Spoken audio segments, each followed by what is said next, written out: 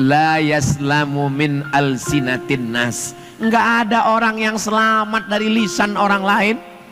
Man yazunnu annahu yaslamu min alsinatin nas fahuwa majnun. Siapa yang menyangka bahwa dia akan selamat dari lidah orang, maka dia sudah gila. Jangankan kita, Nabi Muhammad sallallahu alaihi wasallam yang dipuji Allah dalam Al-Quran, wa innaka la'ala khuluqin azim, akhlakmu luar biasa.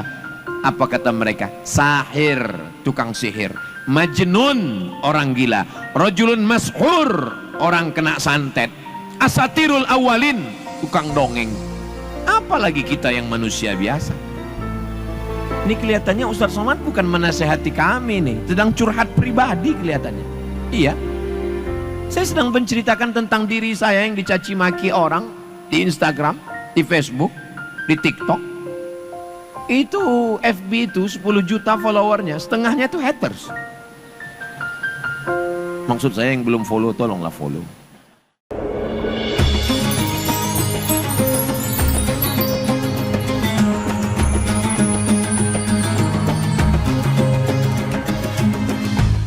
Assalamualaikum warahmatullahi wabarakatuh.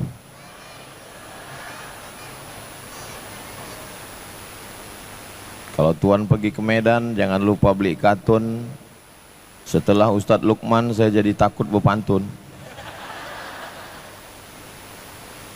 Apa kabar Bapak Ibu semua, sehat? Alhamdulillahi Rabbil Alamin. Allahumma salli ala Sayyidina Muhammad wa ala ali Sayyidina Muhammad. Ketua Masjid Al-Akbar, yang juga Ketua Majelis Ulama Indonesia Provinsi Jawa Timur bidang ulama dan umarok, Sekjen MUI, kemudian bidang urusan filantropi, kemudian bendahara umum, para asatiz, guru-guru kita, hadirin hadirat, muslimin muslimat, mukminin mukminat, solihin solihat yang belum kawin dan belum sunat. Semua yang hadir ini insya Allah dimuliakan Allah subhanahu wa ta'ala. Amin ya rabbal alamin. Kalau ada orang naik pesawat, pesawatnya mau landing di Juanda, Surabaya, yang pertama kali dia lihat dari Masjid Al-Akbar ini apanya?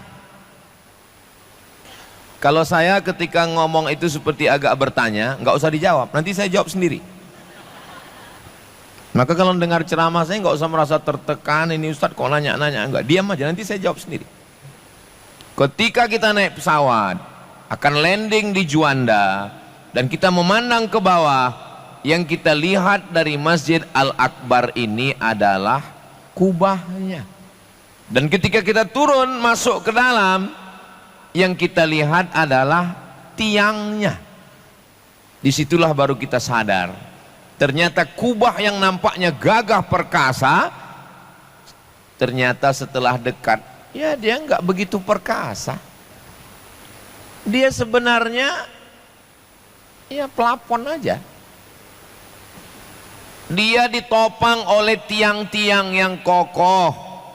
Dan tiang yang nampaknya hebat ini juga bukan apa-apa, karena sesungguhnya yang kuat itu adalah fondasinya.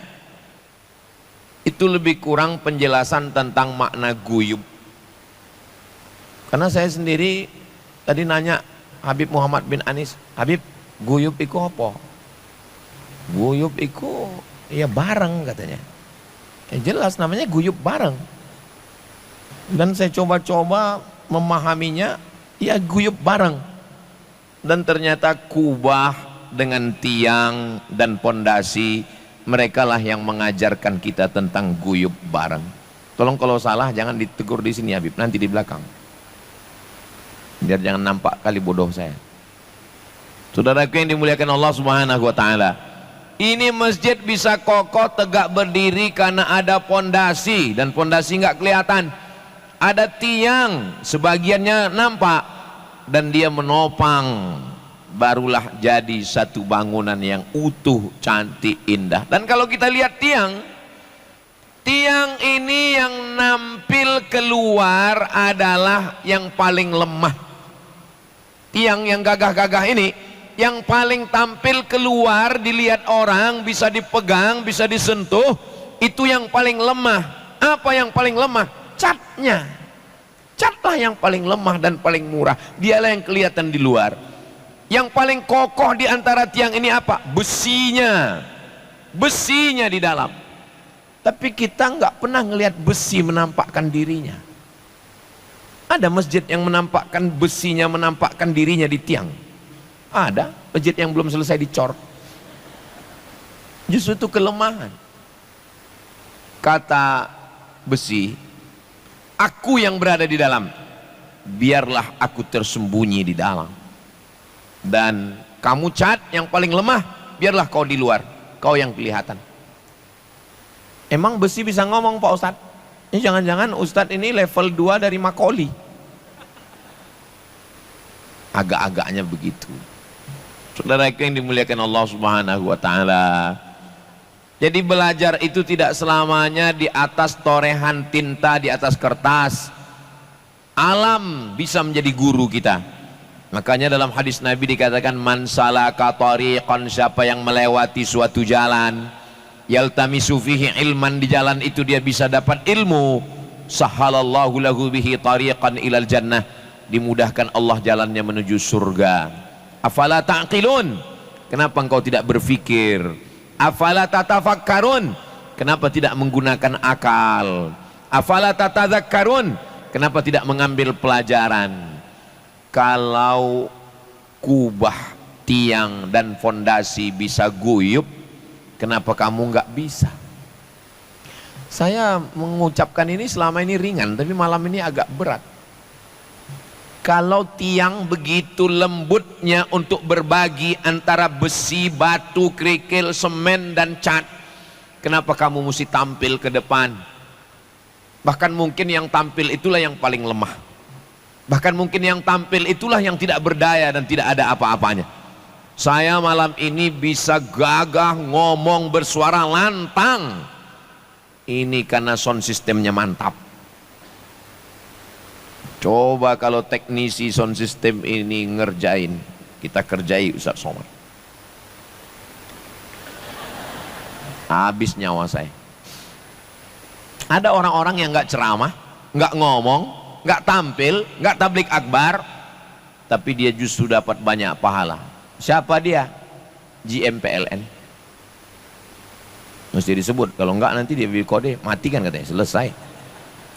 Saudaraku yang dimuliakan Allah Subhanahu wa taala, intinya kalau kita mau selamat dalam hidup ini mesti guyup bareng.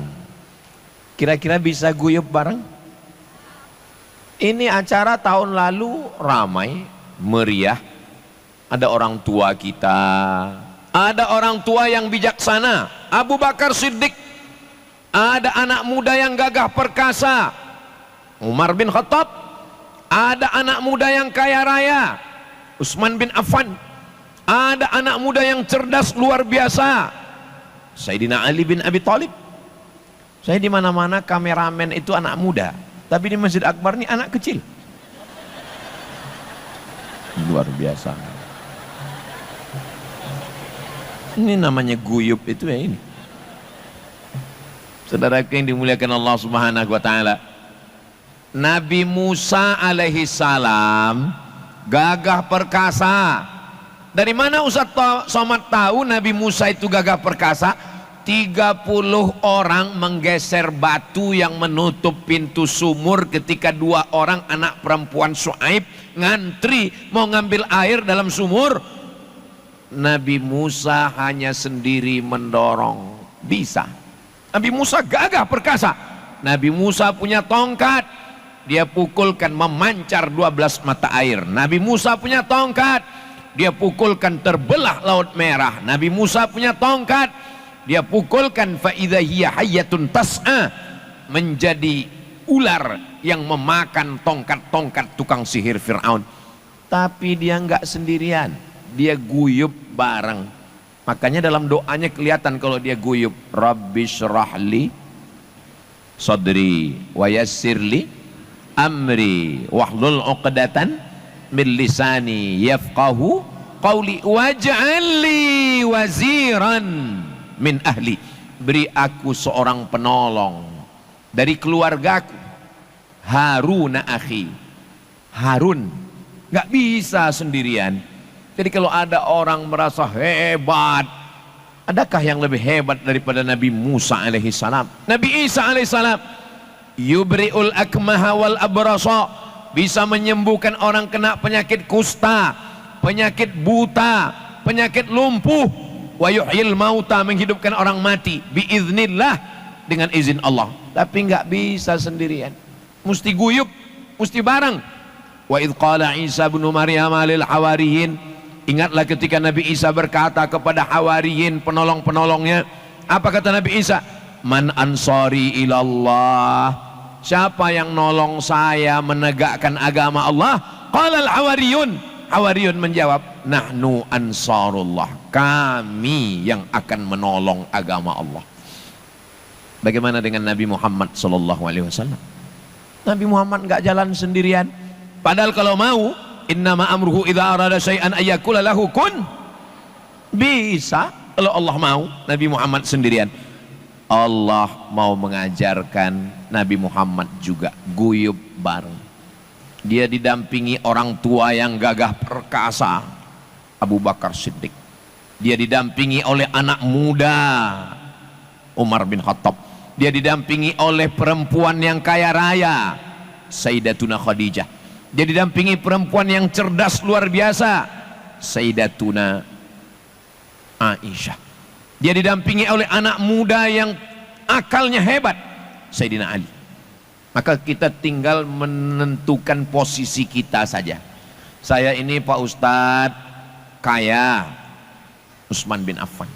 Saya ini nggak kaya tapi cerdas, Sayyidina Ali. Saya nggak kaya nggak cerdas tapi bertenaga, Umar bin Khattab.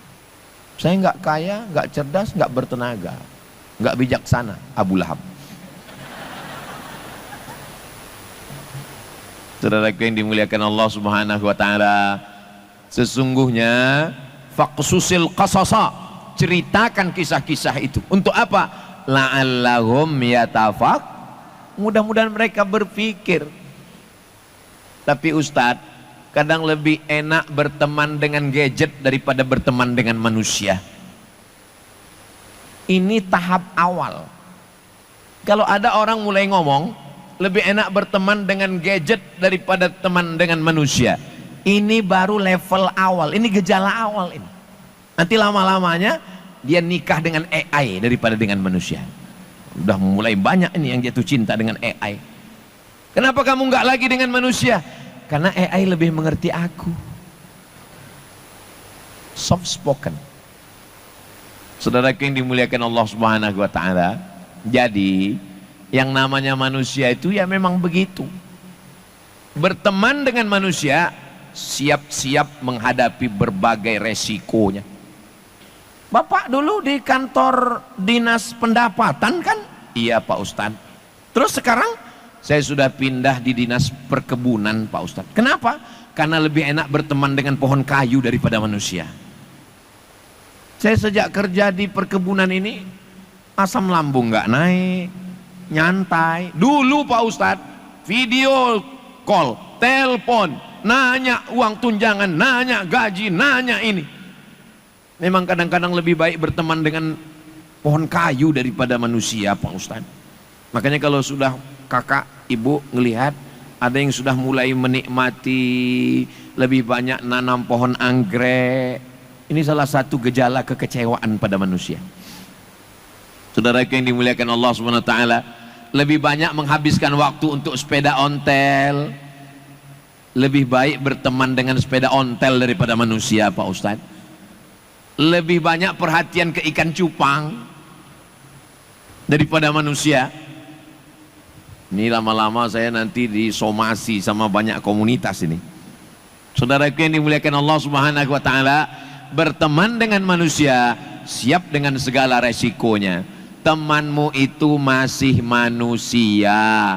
Dia selalu salah, dia selalu silap, dia selalu khilaf, dia nggak pernah benar. Berarti dia setan. dia benar terus nggak pernah salah, berarti dia sudah naik derajat jadi malaikat. Temanmu bukan malaikat dan dia bukan setan, terus setengah setan.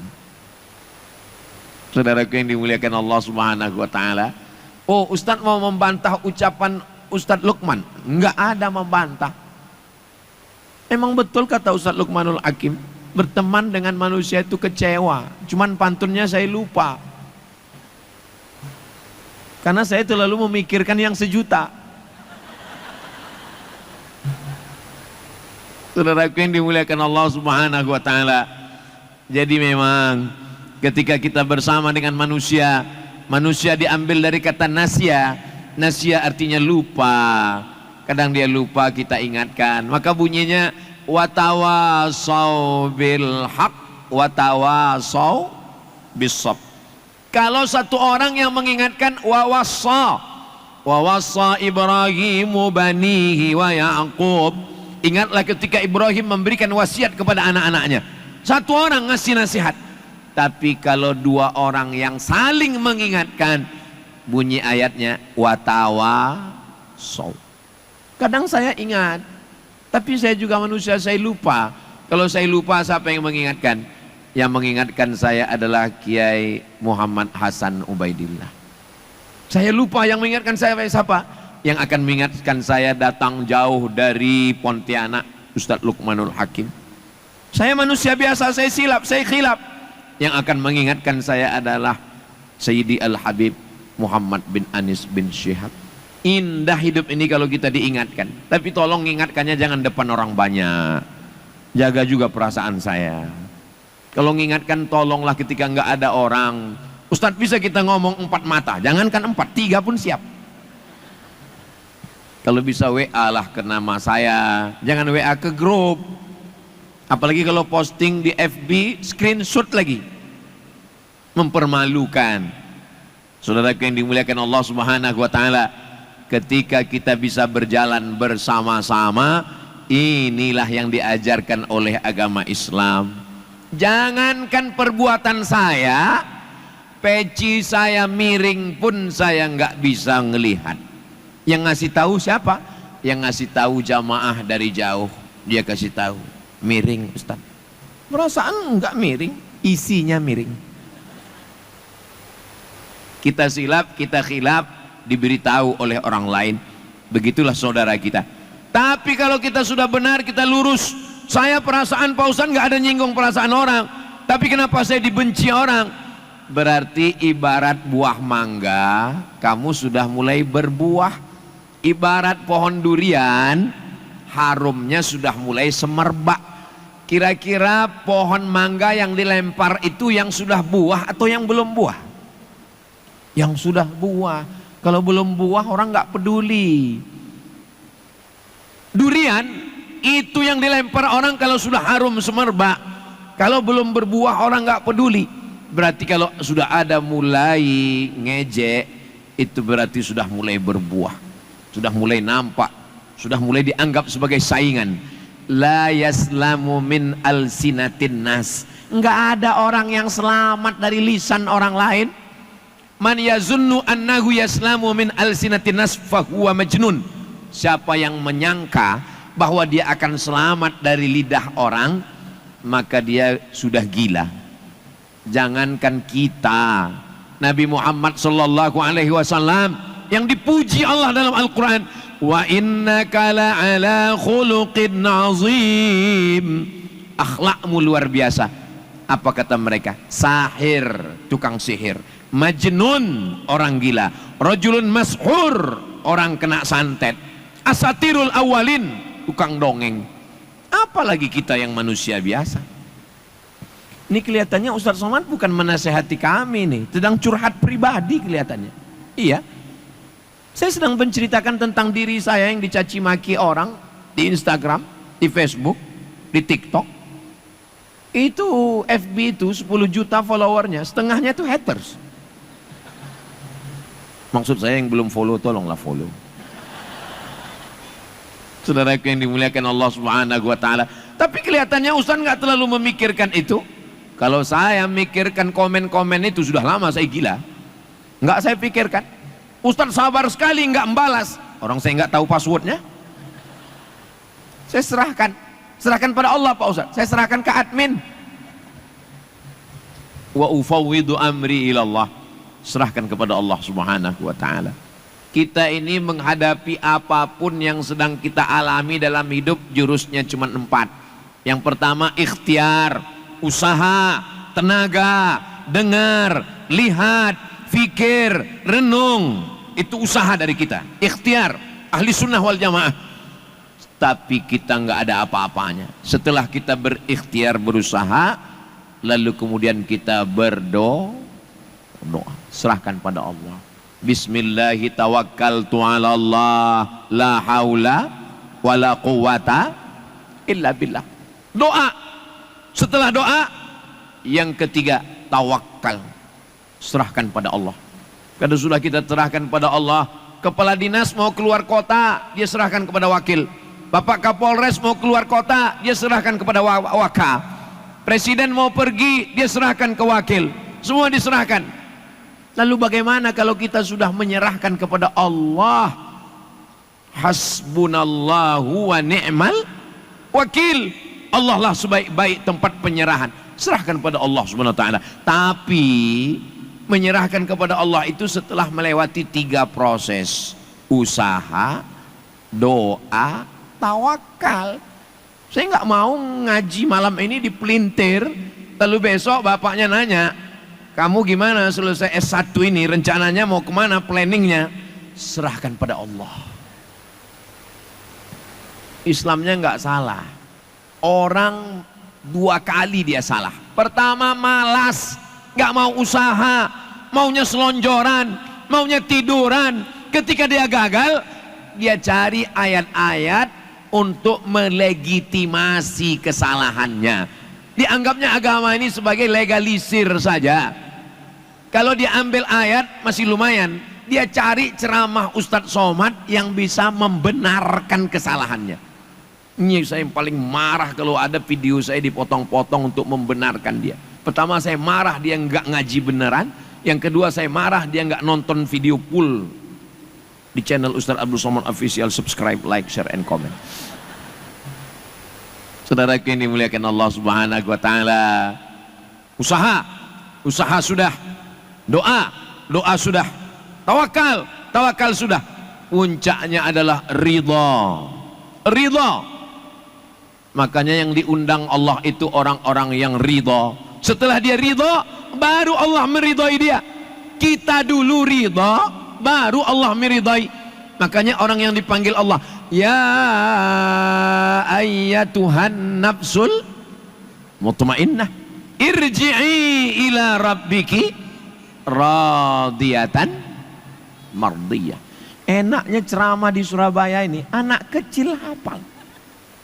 Anak kecil yang nyambung tadi. Anak kecilnya aja hafal, apalagi bapak ibunya. Luar biasa memang Surabaya ini. Saudaraku yang dimuliakan Allah, tapi nggak tahu juga ya. Radiyatan, kitanya dulu ridha.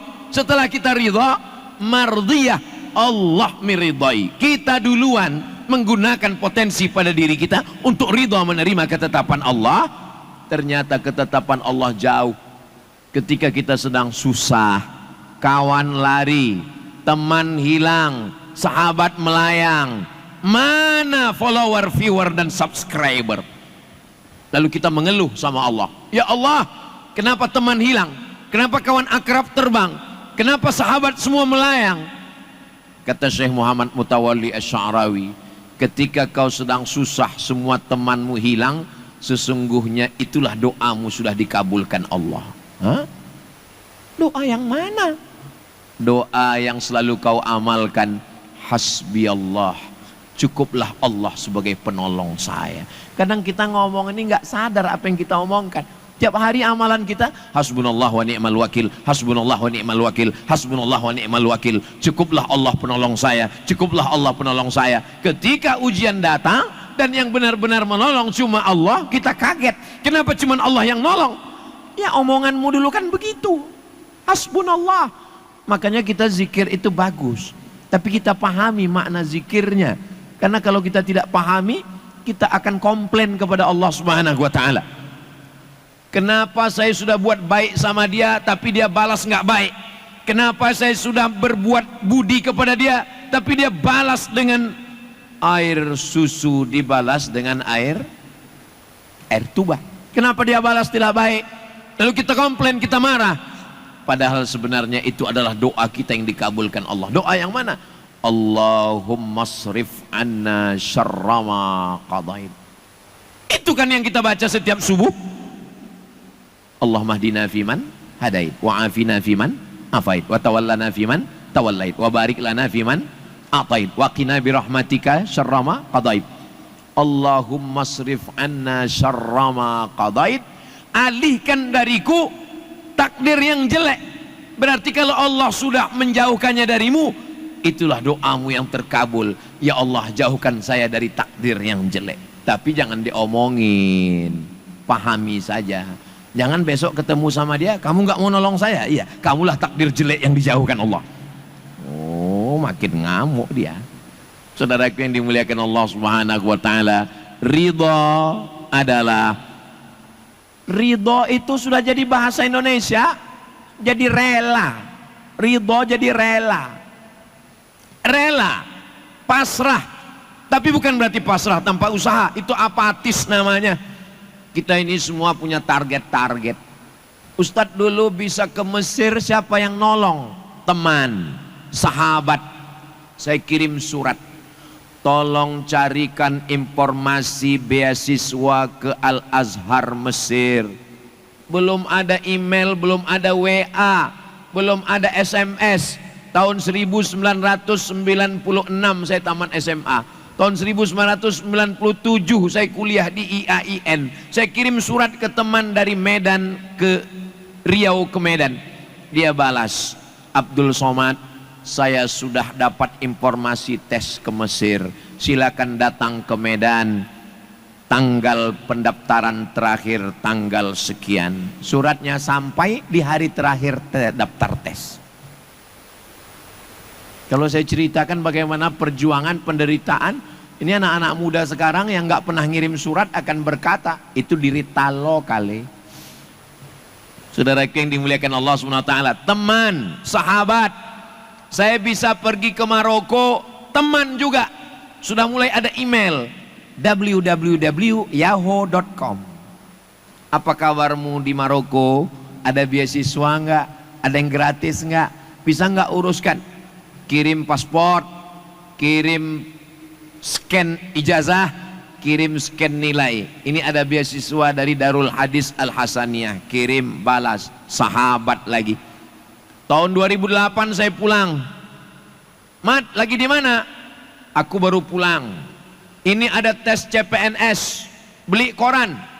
Beli koran 10 halaman, dicari halaman 1 sampai halaman 10. Enggak ada berita CPNS-nya di mana. Ternyata beritanya kecil, 2 jari. Penerimaan dosen. Memang dibuat kecil supaya enggak ada yang daftar. Biar supaya enggak banyak saingan. Ingat, dalam berjuang ada teman yang berdarah-darah. Ada kawan yang penuh dengan luka dan penderitaan. Maka saya ingat sahabat-sahabat kawan-kawan itu. Yang paling menyakitkan adalah hanya karena dunia, lalu hati kita hancur berkeping, bak kaca jatuh ke batu. Galah patah bisa disambung, kaca retak bisa direkat. Hati yang sakit kemana obat akan dicari? Boleh untuk update status besok pagi. Saudaraku yang dimuliakan, sudah dibuat. Galah patah boleh disambung, kaca retak boleh direkat. Hati yang sakit kemana obat akan dicari? Ulang lagi sekali lagi Pak Ustadz. Saudaraku yang dimuliakan Allah Subhanahu wa taala. Jadi dalam hidup ini memang yang ngelihat jalan itu mata. Letak kopling, gas di tangan, gigi di kaki. Tapi kenapa Bapak polisi nulis rambu-rambu lalu lintas pinggir jalan? Hati. Kenapa enggak kaki-kaki? Kenapa enggak tangan-tangan? Kenapa enggak mata-mata? Karena mata, telinga, tangan, dan kaki dikendalikan oleh hati. Maka jagalah hati supaya jangan sampai sakit. Suami kepada istri, jaga hati. Berteman, bersahabat. Saya sampai detik ini, hati saya nggak pernah tersinggung, nggak pernah sakit hati. Demi Allah, wallahi, tallahi, billahi, nggak pernah Habib Muhammad bin Anis ini menyakiti hati saya, nggak pernah. Tapi badan saya,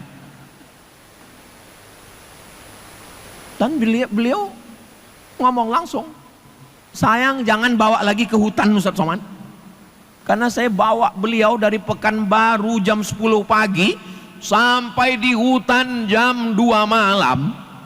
Saksinya tuh Ustaz Lukmanul Hakim, hujan lebat, tanahnya seperti dodol Garut, mobil berjalan 4x4, sampai pakai rantai besi diikatkan ke pohon kayu, sampai kami jalan kaki.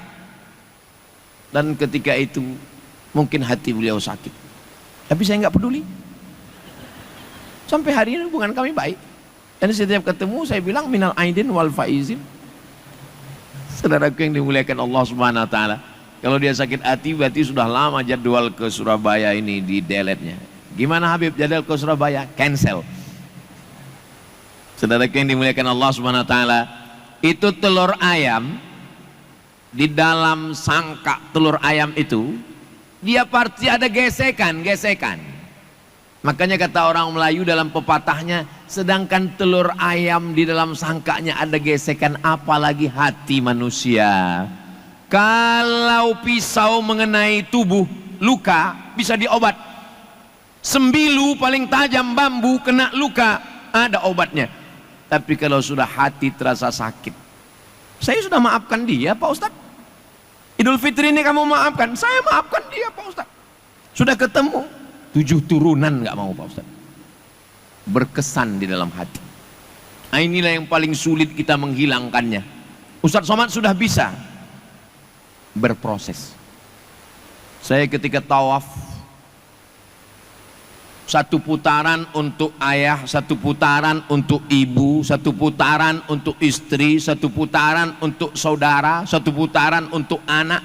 Ada 1 putaran khusus saya pejamkan mata, saya membayangkan orang-orang yang menyakiti hati saya, mendoakan dia, tapi beratnya luar biasa.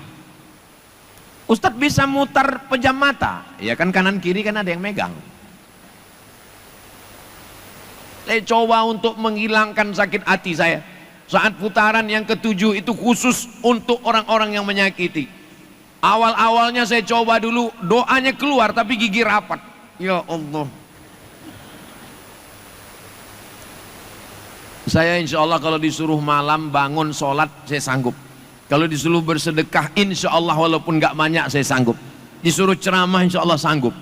Tapi ternyata menghilangkan bekas di dalam hati ini, oh, susah sekali. Itulah mengapa dalam Al-Quran itu sifat orang bertakwa itu apa kata Allah? Wal afina anin nas. Afin. Afin itu diambil dari kata afa ya'fu afwan ma'fuan. Maaf itu diambil dari bahasa Arab. Afa ya'fu. Kita berjalan di pinggir pantai, kaki kita nginjak pasir. Ketika kaki kita nginjak pasir ada bekasnya kan? Ada bekasnya, berlobang itu pasir. Tapi begitu datang ombak air, turun ke bawah, maka seakan-akan pasir itu tidak pernah terinjak sama sekali. Itulah makna afa ya'fu. Menceramahkannya mudah, ngomongnya mudah, tapi mengalaminya berat bro. Ini berat, biar aku aja. Sudah bisa Ustaz Somad berproses, doakan, keras hati. Katanya ada cara melembutkan hati, katanya Pak Ustadz, cara melembutkan hati ini pakai nenas sama daun kates. Itu melembutkan hati kambing. Melembutkan hati manusia tidak semudah itu, karena hati manusia ini keras, lebih keras daripada batu.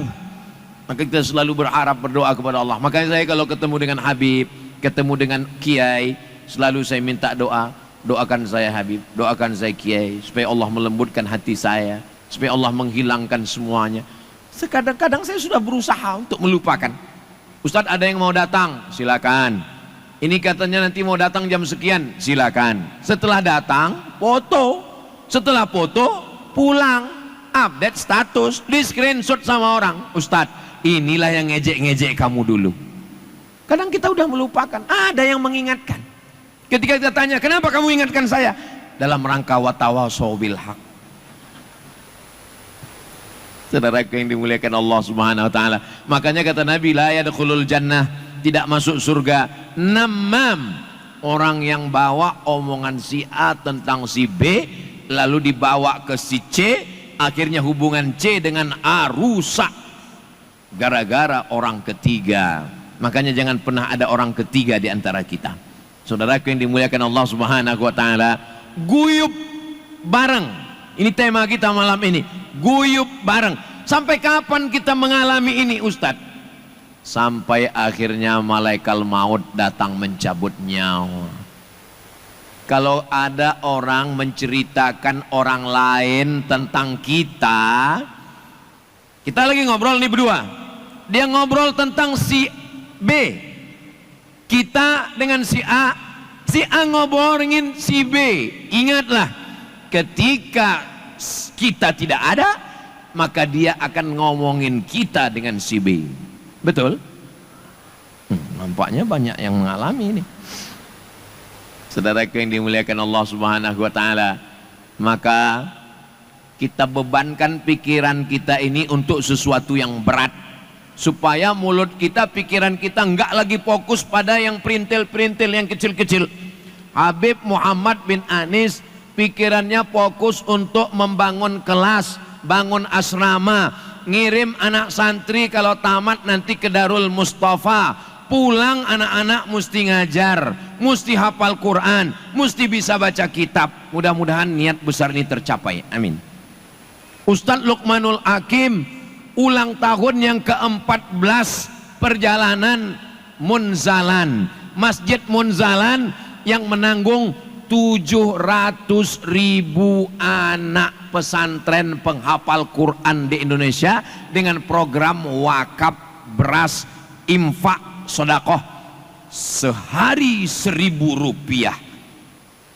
Hanya dengan 1.000 rupiah sehari Anda sudah bisa menyantuni penghafal Quran dari Sabang sampai Papua. Kalau 1.000 rupiah sehari, sebulan berarti 25.000, karena tanggal merah nggak dihitung.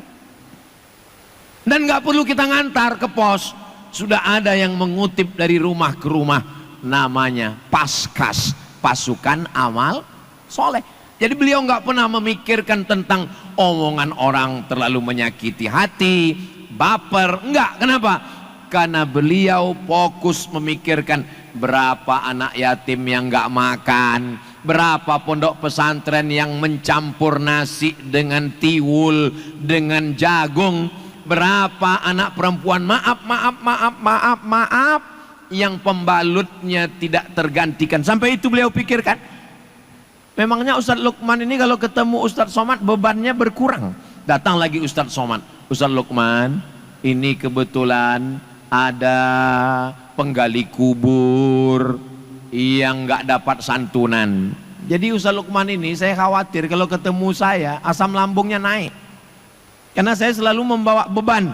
Terakhir WA saya ketika saya sedang di acara di Jakarta, ketemu dengan anak muda yang suka nangkap orang gila. Dia mandikan, dia cukurkan, dia bersihkan, dia pakaikan, ternyata diserahkan ke keluarganya, keluarganya nyerahkannya ke jalan lagi.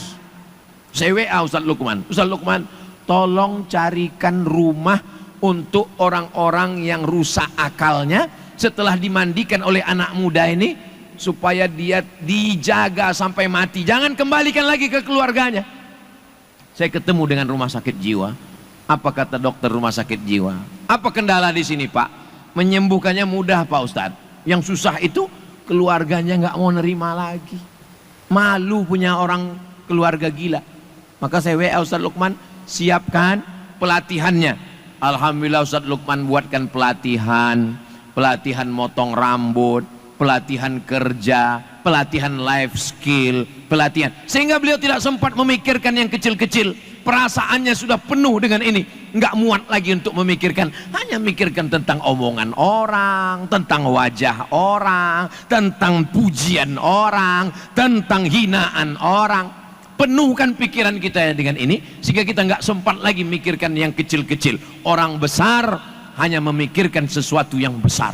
Kalau Ustaz Somad yang Ustaz pikirkan sekarang ini apa? Yang saya pikirkan waktu ini nggak habis-habis dari tadi. Pas Ustaz Lukman 15 menit. Pas Ustaz Habib Muhammad bin Anis 15. Pas giliran saya 40 mereka pasang. Saudaraku yang dimuliakan Allah Subhanahu wa taala. Sehingga kalau kita pikirkan yang besar, maka yang kecil-kecil ini tidak menjadi sesuatu yang mengganggu pikiran kita, mengganggu fokus kita. Jadi kita bersaudara ini tidak hanya sekedar di sini. Nanti kalau saya mati, jenazah saya bawa ke makam Nabi, ucapkan salam. Kalau pintunya terbuka, kuburkan saya di samping makam Nabi. Tapi kalau pintunya tertutup, kuburkan saya di pemakaman Baqi di samping Masjid Nabawi. Begitu pesan Sayyidina Abu Bakar Siddiq. Meninggal Abu Bakar, dibawa jenazahnya ke pintu kamar Nabi. Assalamualaikum ya Rasulullah. Begitu diucapkan Assalamualaikum ya Rasulullah, jatuh gemboknya, terbuka pintunya, dibawa masuk, dimakamkan di samping makam Rasulullah SAW. Ini riwayatnya sahih Pak Ustaz. Sahih, baca dalam 35 Sakaratul Maut yang ditulis oleh Abdul Somad LCMA. Sampai di kubur pun mereka ingin dekat bersama. Sampai di surga pun mereka ingin bersama. Ini sahabat-sahabat yang hadir guyub bareng malam ini. Kira-kira kita bersama di guyub bareng, sama di Masjid Al-Akbar, sama di Surabaya, apakah kita mau bersama di surga? Dari bunyinya seperti setengah mau nggak mau. Saudaraku yang dimuliakan Allah Subhanahu wa taala, saya Pak Ustadz, jangankan di surga, satu kampus saja saya sudah nggak tahan Pak Ustadz. Saudaraku yang dimuliakan Allah, sampai masanya ada kerinduan, ada keinginan, ada harapan. Itulah yang disebut dengan ukhuwah. Makanya kita tidak lihat Arab dengan bukan Arab, putih dengan hitam. Bilal bin Rabah asalnya dari Afrika Utara. Ketika Nabi masuk ke kota Makkah, yang azan di atas Ka'bah bukan Sayyidina Ali bin Abi Thalib, sepupunya, menantunya berkulit putih Quraisy. Nabi tidak menyuruh Umar bin Khattab, pemenang gulat di pasar Ukaz. Nabi tidak menyuruh Ali bin Abi Thalib. Nabi tidak menyuruh Abu Bakar. Yang naik ke atas adalah Bilal bin Rabah. Bilal mengumandangkan azan. Allahu Akbar, Allahu Akbar. Apa kata orang-orang kafir Quraisy Makkah melihat Bilal azan di atas? Alhamdulillah, bapak saya sudah mati sehingga tidak melihat burung gagak ini naik ke atas. Mereka melihat, jadi mereka nggak masuk Islam itu bukan karena nggak mau sholat. Mereka nggak masuk Islam bukan karena takut puasa. Mereka nggak mau masuk Islam karena Islam menyamakan status manusia. Yang dibedakan hanyalah takwanya. Inna akramakum indallahi atqakum. Orang yang paling mulia di antara kamu, orang yang paling takwa kepada Allah Subhanahu wa taala. Itulah yang membuat saya pede untuk duduk di tengah antara Habib Muhammad bin Anis dengan Ustadz Luqmanul Hakim. Kalau cerita masalah muda, mereka lebih muda. Masalah putih, mereka lebih putih. Masalah ganteng, ya tergantung siapa yang lihat. Kenapa saya pede jalan dengan mereka? Karena saya berkeyakinan bahwa di antara kami yang paling mulia adalah yang paling takut kepada Allah. Walaupun Habib Muhammad bin Anis dia ordal, orang dalam. Saudaraku yang dimuliakan Allah Subhanahu wa taala. Jadi anak-anak muda sekalian, jangan pernah kita merasa underestimate, merendahkan diri kita. Kenapa Nabi nggak ngumpulkan hadis? Nabi sangat bisa mengumpulkan 40 penulis, lalu disuruh semua nulis hadis, sehingga tidak ada hadis dhaif, hadis sahih, hadis hasan, hadis maudhu, tidak ada sanad yang putus. Kalau putusnya di atas mu'allaq, kalau putusnya di bawah adalah mursal, di atas mursal. Kalau mu'allaq, kalau putus sahabat mursal, kalau putus dua mu'adhal, kalau putus di tengah di bawah munqati. Kenapa begitu banyak istilah hadis? Gara-gara Nabi tidak menyuruh sahabat menulis hadis, lalu muncullah hadis palsu, muncullah ilmu mustalah hadis. Tapi sebenarnya hikmah di balik itu, Allah ingin mengangkat derajat Imam Muhammad bin Ismail bin Ibrahim bin Al-Mughirah bin Bardisbah Al-Bukhari. Imam Bukhari panjang umur sehat badan, kita akan ke Uzbekistan ziarah ke makam Imam Bukhari insyaallah bersama travelnya Habib Muhammad bin Anis. Amin. Ongkos tanggung masing-masing. Di sana kita akan melihat bahwa mereka tidak berbahasa Arab, mereka orang Uzbek, dan dia pergi naik unta 16 tahun berkelana dari Uzbekistan. Dia pergi ke Makkah, dia pergi ke Madinah, dia pergi ke negeri Syam. Syam sudah menjadi 4 negara: Suriah, Lebanon, Palestina, Yordania. Dia pergi ke Mesir, pulang ke Irak, kembali ke negerinya. Tidak disambut dengan tola'al badru alaina, tidak dimuliakan dengan karpet merah. Raja mengundang ke istana, dia nggak mau ngajar, karena kata dia ilmu itu diambil bukan diantarkan. Akhirnya raja tersinggung, dia diembargo, sampai akhirnya dia berdoa kepada Allah, Allahumma ya Allah, qad daqat alayyal ardu bima rahubat. Dulu 16 tahun aku berkelana, lapang dunia ini. Tapi setelah aku menulis hadis, setelah aku berilmu, dunia menjadi sempit. Allahumma qad daqat alayyal ardu bima rahubat faqbidni, cabutlah nyawaku. Setelah dia meninggal, dikubur, tercium bau harum semerbak, sampai musuh-musuh yang mengejeknya dulu datang minta maaf ke kuburnya, dan mereka mengambil tanah kuburnya. Satu mengambil satu genggam, satu mengambil satu genggam, sampai polisi tentara datang mengawal kuburnya supaya jangan sampai jasadnya kelihatan karena tanahnya diambil mereka. Itulah makam Imam Al-Bukhari. Berapa lama Uzbekistan dijajah oleh Gorbachev, tumbang Gorbachev, naik Boris Yeltsin, tumbang Yeltsin, bubar itu Uni Soviet, menjadi Rusia, merdeka negara Uzbekistan, Tajikistan, Kirgistan, Kazakhstan. Allah mau menunjukkan bahwa orang yang berpegang kepada tali Allah, memperjuangkan sunnah Rasulullah, itulah yang akan harum semerbak. Kalau mau melihat orang itu mulia, lihat setelah dia mati. Pada saat hidup ini kita sedang berjuang, mudah-mudahan kita lulus dalam perjuangan guyub bareng ini, dan pada akhirnya kita semua nanti husnul khatimah insyaallah. Terima kasih segala perhatian, mohon maaf segala kesilapan dan kekhilafan. Aqulu qauli hadza astaghfirullah li wa lakum. Terima kasih buat adik-adik panitia yang sudah bersusah payah. Allah yang membalas, bersama kita guyub bareng sampai pada akhirnya kita semua husnul khatimah insyaallah. Terima kasih, mohon maaf. Memang cantik kain katun manis-manis. Saya tidak lagi berpantun karena sudah diambil Habib Muhammad bin Anis. Terima kasih. Wassalamualaikum warahmatullahi wabarakatuh.